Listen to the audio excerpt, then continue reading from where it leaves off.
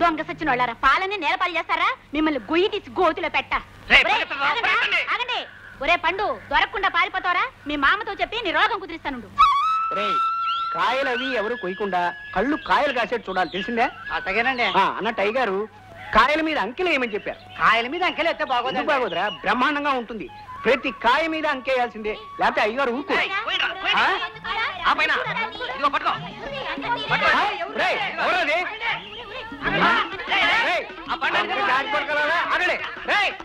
మీ దొంపల దగ్గర ఆగండి.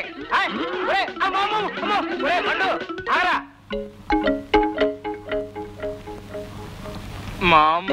ఏమిట్రా అప్పుడే వచ్చేసావు? బడిలేదా? ఏమిట్రా ఏమైంది? నాకు ఇక్కడ దాక్కోవాలనిపించింది, దాక్కున్నాను. వాడు అలా దాక్కున్నాడు అంటే కొంప మీదకి ఏదో గొడవ తెచ్చాడన్నమాట. అదే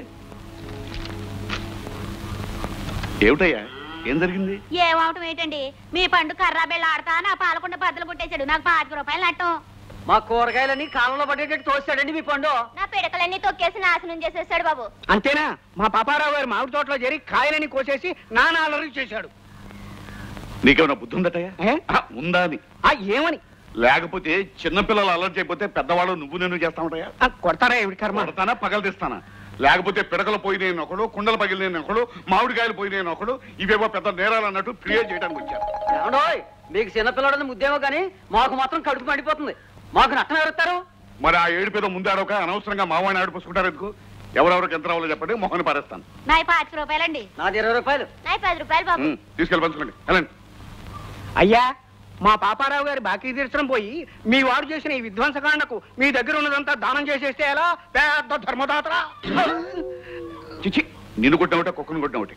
ఆ విషయంలో పాపారావు నేను చూసుకుంటాం కానీ ముందు పండు రాను రాను నీ అల్లరి మితిమీరిపోతుంది. చాలే ఊరుకోండి. ఊళ్ళో వాళ్ళు తిట్టారు, ఇక మీరు మొదలెట్టారా? తల్లి తండ్రి లేని పసివాడు ఏదో చిన్న తప్పు చేసినంత మాత్రాన అలా విరుచుకు పడతారేమిటి? అమ్మా మహాతల్లి, నీ మనవణ్ణి పొరపాటున ఒక మాట అన్నాను, నన్ను మన్నించు. ఇదిగో వాడు ఆకలి మీద ఉంటాడు కానీ తీసుకెళ్లి అంత వెనమ తెచ్చి వేడి వేడిగా. నాకు అంత అనుమతి కావాలి. అలాగే బాబు, పద. ఇదిగో పానకాలయ్య, ఈ కోడి పెట్టుకుని నాకు అప్పేయమని మీ సావుకారి గారికి చెప్పు. నేను పొలానికి వెళ్ళాలి. నువ్వు పొలానికి ఎడితే నాకే, పెంట కుప్పల మీదకి ఎడితే నాకేంటయ్యా? అప్పు కోసం వచ్చిన వాడు ఇచ్చేదాకా చచ్చినట్టు పడి ఉండాల్సిందే.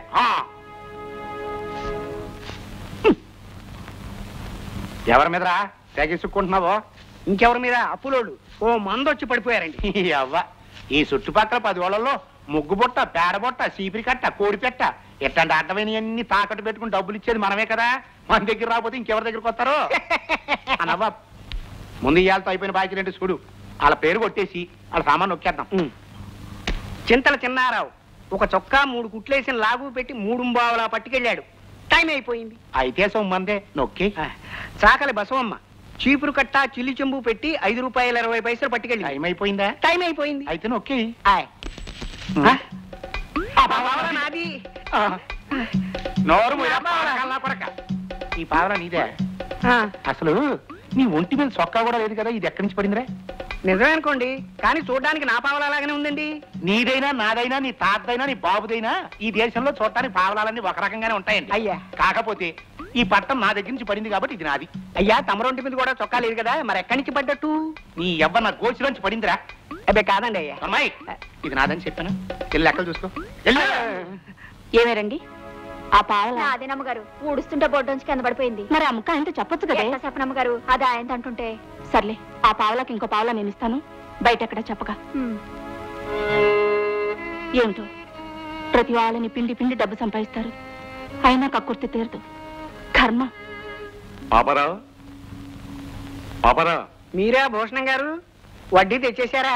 చక్రవడ్డీయా బారు వడ్డీయా? మీరు ఏ పేరుతో పిలిచినా అది వడ్డీయే. ఏం భూషణం గారు, ప్రతి నెల వడ్డీ అయితే కడుతున్నారండి, అసలు ఎప్పుడు తీరుస్తారో ఏంటో. తీరుస్తానయ్యా. నా కొడుకుతో వ్యాపారం పెట్టిద్దామని మీ దగ్గర అంత పెద్ద మొత్తం అప్పు తీసుకున్నా. దేవుడు చిన్న చూపు చూడడంతో తిరుపతి నుంచి వచ్చే కొడుకుని కోడల్ని ప్రమాదంలో ఒకేసారి పోగొట్టుకున్నాను. ఉన్నంతలో వడ్డీ కడుతున్నానుగా, అసలు కూడా తొందరలో తీర్చేస్తానయ్యా. అయ్యారు, ఈసారి భూషణం గారు 300కి 100 తెచ్చారండి. 4 రోజుల్లో మా అబ్బాయి తద్దినం ఉంది. 10 మందికి భోజనాలు పెట్టాలి, ఖర్చులుంటాయి కదా అని ఈసారి తక్కువ తెచ్చాను. ఈ నెలలో మిగిలిన వడ్డీ వచ్చే నెలలో వడ్డీ కలిపి వచ్చే నెలలో ఇస్తాను. మీరు కాబట్టి ఊరుకుంటున్నానండి, అసలు వడ్డీలో తేడాలు వస్తే నేను ఒప్పుకోనండి. నా మీద దయదలిచినందుకు చాలా సంతోషం. వస్తాను. కోటేశ్వరరావు స్పీకింగ్. హలో అమ్మా, అమలా నువ్వా?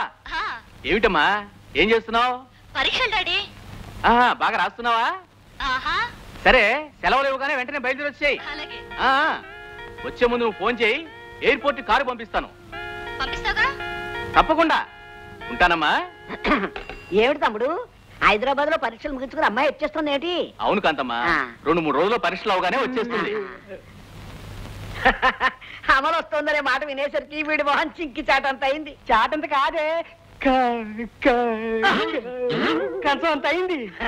కాబోయి పెళ్ళవ రాబోతుందనేసరికి ఎంత సంతోషమో పిచ్చి విధవకి. బావా, కోటేశ్వరరావు బావా. ఎవరు? బావా పేరుండవా?